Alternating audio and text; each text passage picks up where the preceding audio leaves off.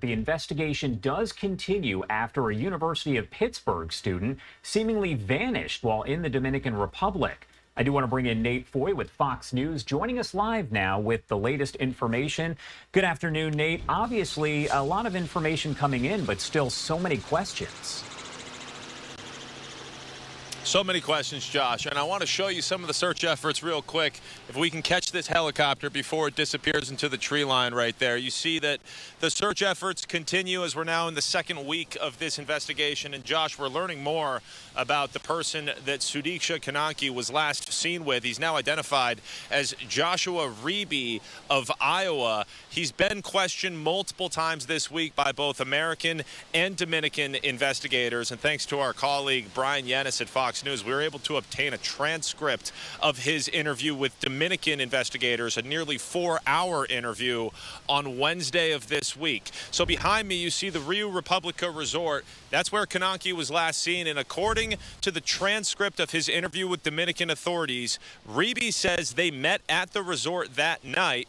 They started drinking at the hotel bar. They went into the ocean. They started kissing each other, and then a big wave hit them, took them out to sea. He then tried rescuing her, bringing her back to the shoreline. Once they got there, they were in knee-deep water, and he asked her if she was okay. He didn't hear her response because of all the seawater that he had swallowed during that rescue.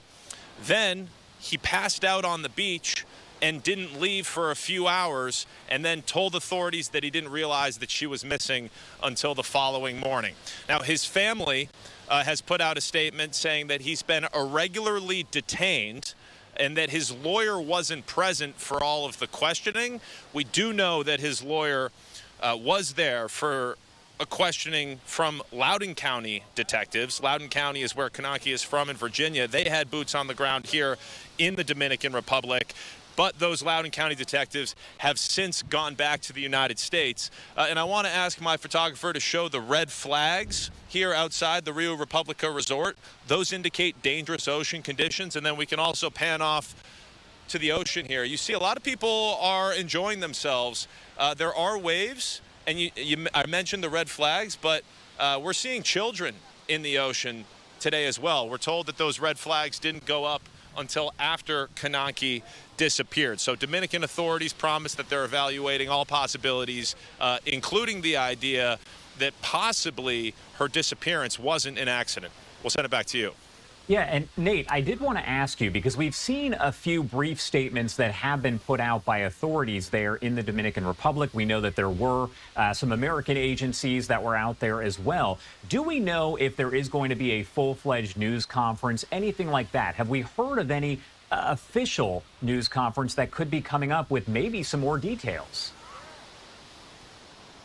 We're not getting a lot of cooperation from authorities. The Dominican Attorney General's office said that they were not going to hold a news conference until they had a significant development in the investigation.